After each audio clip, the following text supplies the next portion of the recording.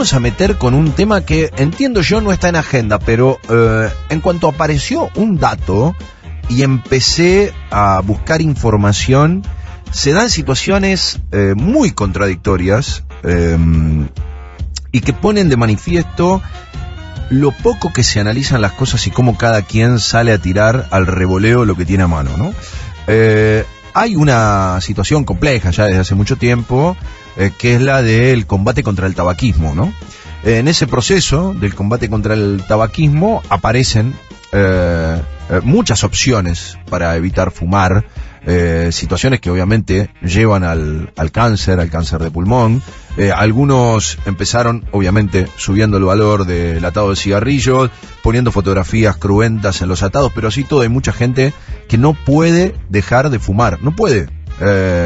Es un vicio, es muy difícil de manejar, se requiere de mucha ayuda, de mucho trabajo. Quienes alguna vez fumamos sabemos que la situación es complicada, algunos hemos tenido la suerte de dejar, mantenemos un vínculo con algunas otras experiencias, y una de las que aparece en el horizonte con una expectativa, digámoslo, positiva de quienes fuman y dicen: pude lograr dejar el cigarrillo a través del vapeador, ¿sí?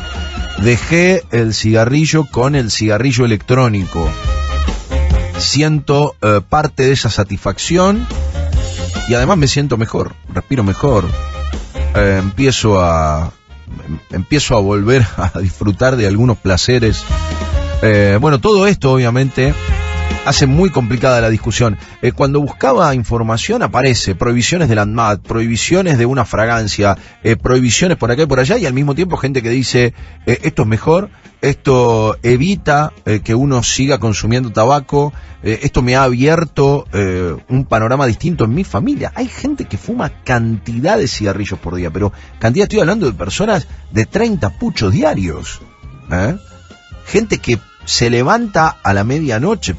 Hay algunos que con los que he hablado se levantan a la medianoche a fumar, se despiertan, se prenden un pucho, se fuman un pucho y se vuelven a la cama. Estamos hablando de cosas realmente muy complejas. Por eso me pareció que era muy interesante abordar el tema del vapeo, y para eso vamos a convocar a nuestro amigo, el doctor en Ingeniería Química, investigador adjunto del CONICET y profesor adjunto de la Facultad de Ingeniería Química de la Universidad Nacional del Litoral.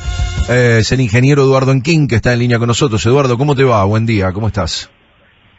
Hernán, coro y audiencia, un placer enorme saludarlos. ¿Cómo andan? Bien, todo muy bien. Tratando de abordar algo que en alguna oportunidad hablábamos fuera del aire, que obviamente uno no logra meterse en el cuerpo de aquellos que arrastran una adicción por muchísimo tiempo, una adicción al tabaco, y encuentran como un camino de salida el vapeo, ¿no? Y a través del vapeo empiezan las contradicciones sobre los resultados, sobre qué es lo que uno está, cuál es la ingesta de químicos que no se conocen. Digo, hay un mundo detrás de todo esto, y me parecía que valía la pena abordarlo, ¿no? Con algo de conocimiento concreto. A ver.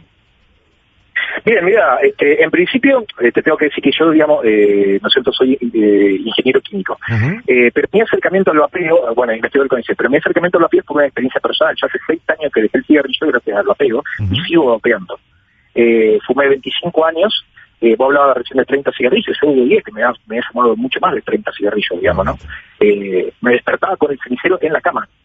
Para mí era un problema muy, muy grande, siempre lo fue, digamos, de los 15 años que yo agarré el cigarrillo. Entonces ahí uno se empieza a preguntar, primero, ¿por qué engancha tanto el cigarrillo? Y entonces la respuesta siempre la da la ciencia. Y quiero remarcarlo esto para la señora y el señor que escucha la radio y que necesita tener alguna respuesta.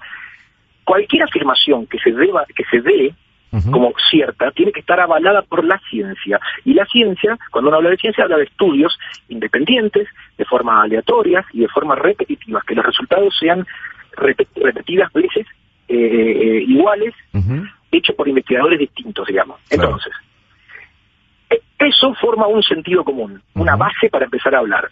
A ver, ¿cuál es la base?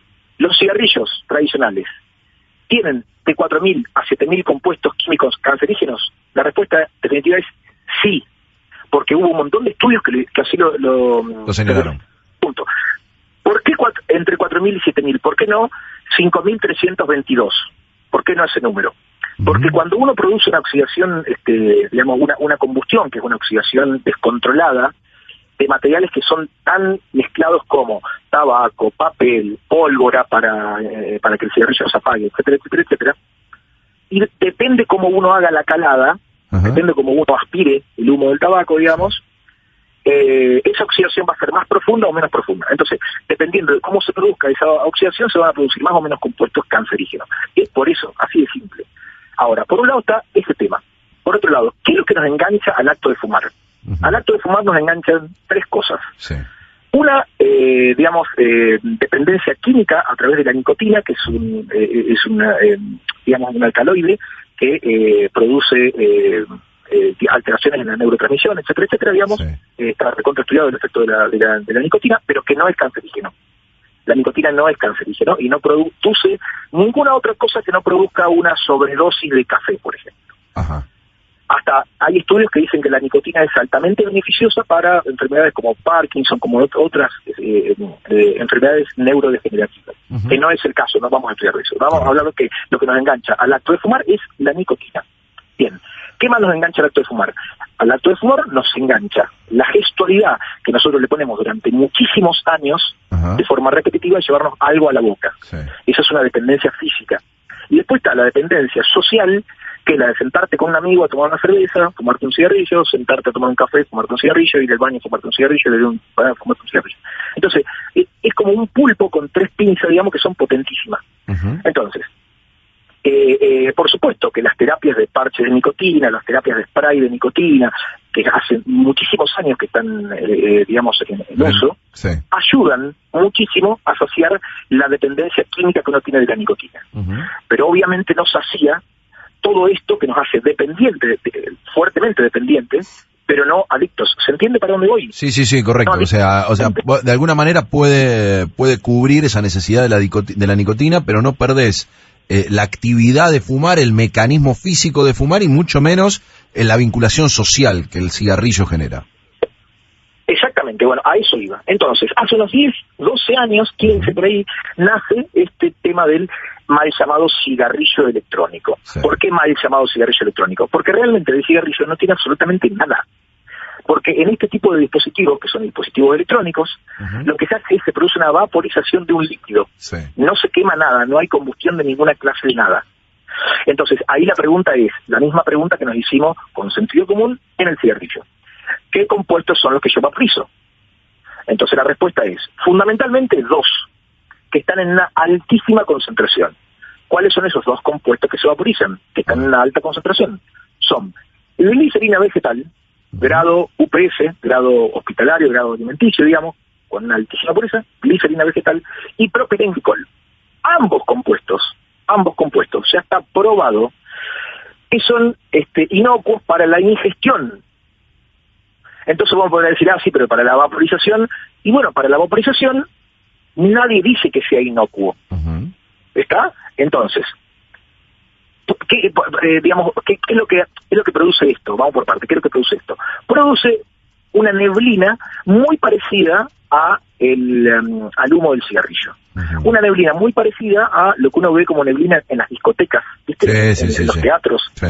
Bien, que dicen la máquina de humo. No es máquina de humo, es máquina de vapor. Donde lo que se hace es, se calienta un dispositivo y se vaporiza, se evapora este líquido que no es agua, que es una mezcla de alcoholes. Es una mezcla de alcoholes, glicerina y propilenglicol. Bien, entonces, ya de entrada, digamos, estamos emulando el acto de fumar, ¿no es cierto? Porque ya ahí vos estás viendo el acto de fumar es muy psicológico, de aspirar algo y ver que uno exhala algo, digamos, ¿cierto? Eso también te engancha al acto de fumar, digamos, ¿no es cierto? Por eso dicen que las personas no videntes no fuman, porque, digamos, una de las primeras cosas que engancha es el acto visual, digamos, de que sale algo, que exhalas algo por la boca, digamos. No lo sabía, claro, eso, ¿no? Por eso, y tiene un poder psicológico muy, muy grande, digamos, ¿no es cierto? Eso ya también está estudiado. Bueno, volviendo, digamos, al tema. Entonces, ¿qué tiene que ver esto con la adicción química? En principio ninguna, pero si ahora le sumamos a este líquido que yo evaporo, le sumo nicotina purificada, pura, sin ningún aditivo químico, yo ya tengo un vapor que puedo aspirar y que me sacía la necesidad química que yo tengo del consumo de nicotina. Correcto. Ahora, espera, a ver, entonces, en ese proceso, ¿se puede dar una disminución de la utilización de la nicotina? Es decir, los componentes que se mezclan en este cigarrillo, en este vapeador, ¿se pueden ir cambiando? ¿Vos podés ir variando de componentes? ¿Vos podés colocar otros componentes que de alguna manera te van quitando incluso la posibilidad de fumar? Mira, es excelente la pregunta que me haces. Entonces, déjame que yo retroceda. Dale.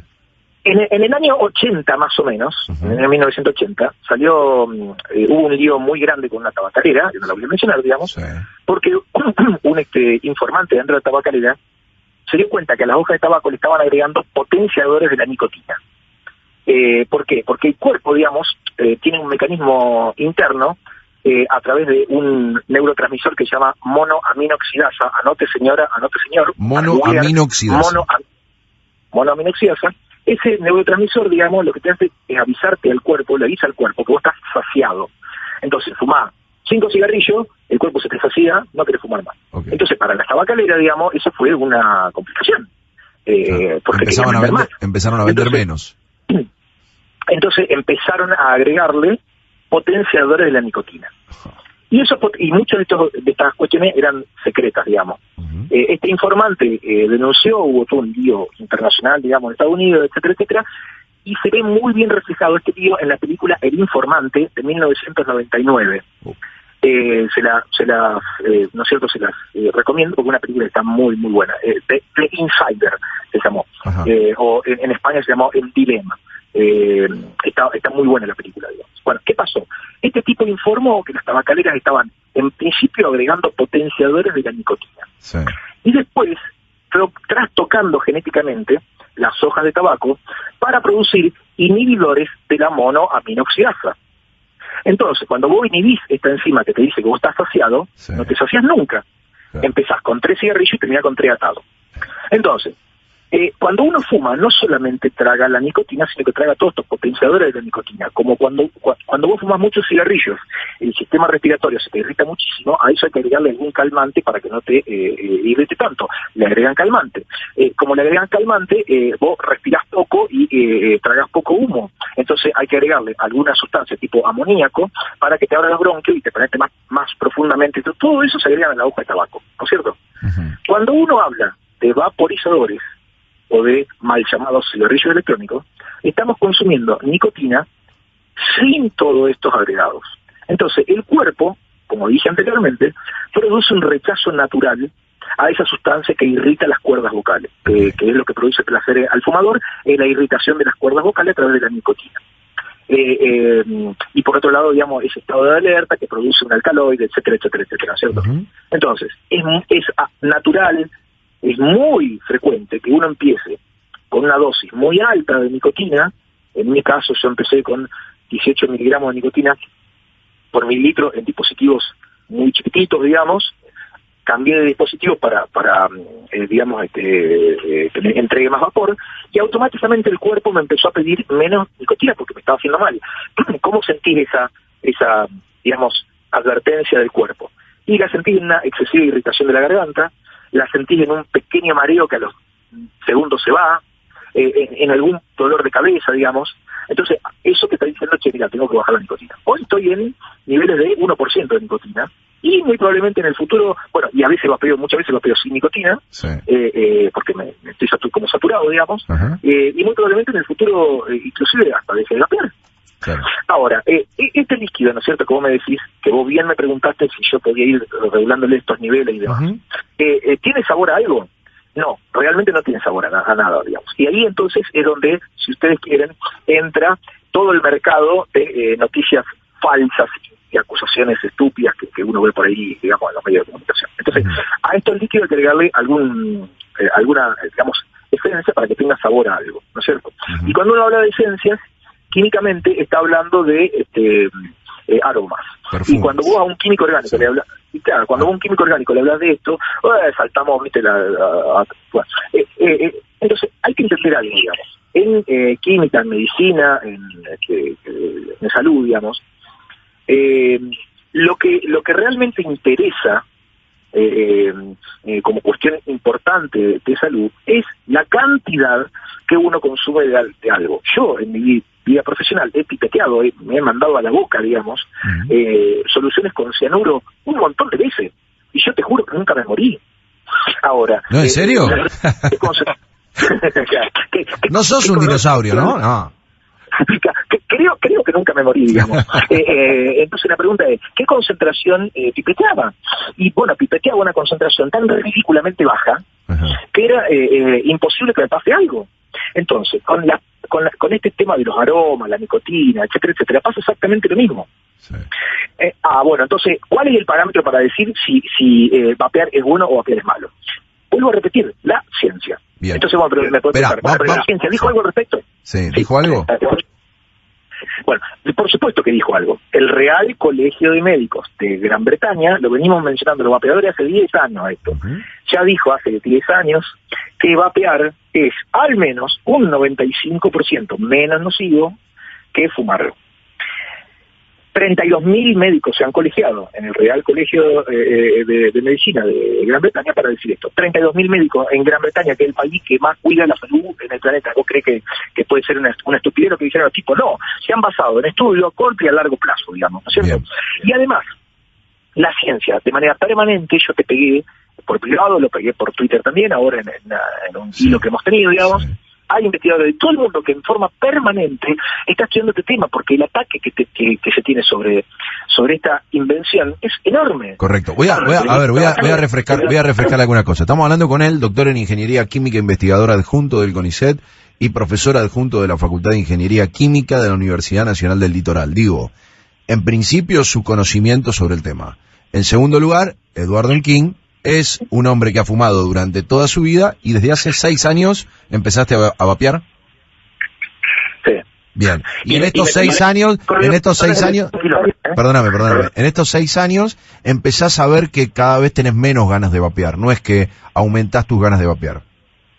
No, al contrario, cada vez menos ganas de vapear. Claro, además de que, como decís, empezaste toda una actividad física que antes prácticamente no podías asumir, no podías realizar.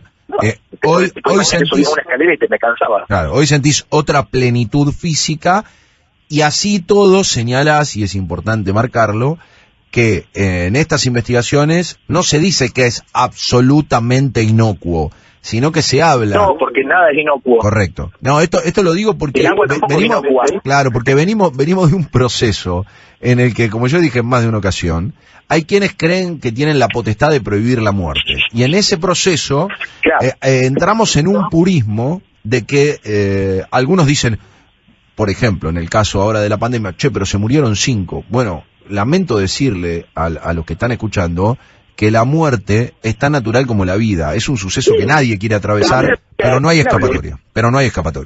Con lo cual, lo que estamos planteando es del cigarrillo al vapeo tenemos un 95% menos, esto está estudiado, al menos un 95% menos de daño, ¿sí? Lo que me parece un resultante interesante, por lo menos para empezar esta discusión. Hay quienes me dicen acá... Así es. Sí, para, que quiero meter, porque hay gente que han saltado de todos lados. Buen día, radio. ¿Cómo no va a fumar este muchacho si tiene una moto bárbara? Mirá. Ya entraron con la vida de King. Me dice Walter, preguntale cuánto tarda el cuerpo en eliminar el pucho. Hay gente que quiere dejar de fumar. Hermeni me decía por acá también. ¿Qué hay de cierto en algunos estudios en neuropsiquiátricos en donde había pacientes que fumaban 4 atados por día, pero que increíblemente no había muchas consecuencias en la salud? No sé de dónde aparecen esos estudios.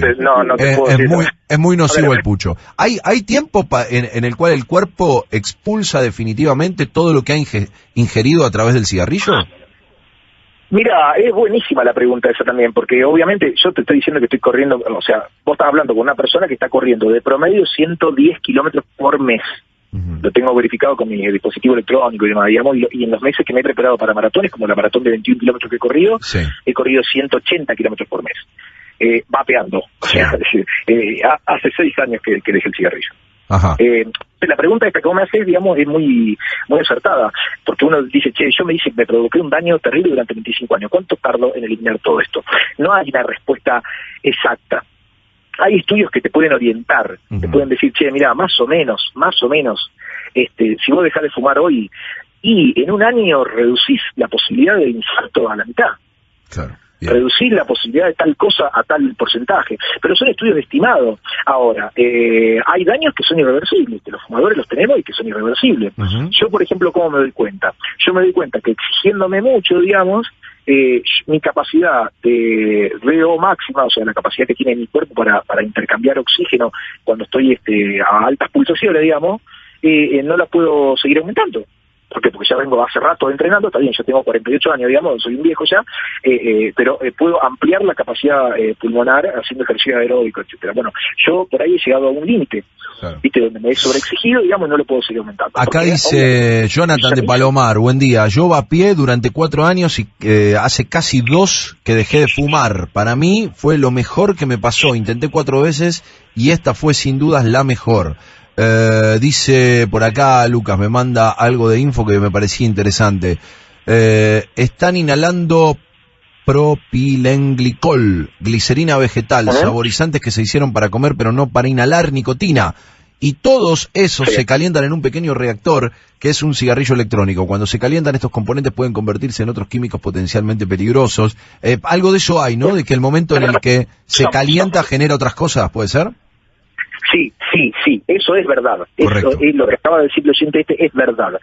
Ahora, con él, porque, digamos, en química básica, digamos, yo no puedo esconder esa verdad, porque soy químico aparte, digamos. En química básica, cuando vos calentás una sustancia, esa sustancia se puede convertir en otras sustancias. Ahora, el tema es preguntarse cuál es la proporción. Entonces, ahí abrimos toda una discusión nueva, digamos, y que no estaba antes. Porque si vos me decís que es lo mismo que el ejemplo que yo te di con el cianuro que yo pipeteaba, digamos, y estoy hablando ridiculeces. Ahora, obviamente, si yo quiero encontrarle la parte peligrosa al agua, se la voy a encontrar. Porque el agua que nosotros tomamos y tiene cromo y seguramente tiene un montón de compuestos de metales pesados que las empresas potabilizadoras de agua no te pueden garantizar. Entonces, ahí está los límites que imponen, ¿no es cierto?, las organizaciones de salud. ¿Hasta cuánto es saludable consumir tal elemento? Entonces, un montón de estudios dicen, bueno, hasta tal límite es saludable. Pasándose el límite ya es peligroso. Eduardo, la última y te propongo que volvamos a hacer esto, algo de similares características, porque aparecen cantidad de preguntas. De un tiempo a esta parte se habla mucho del THC. ¿Hay posibilidad, el vínculo con esa sustancia, de poder... Perdóname, decime.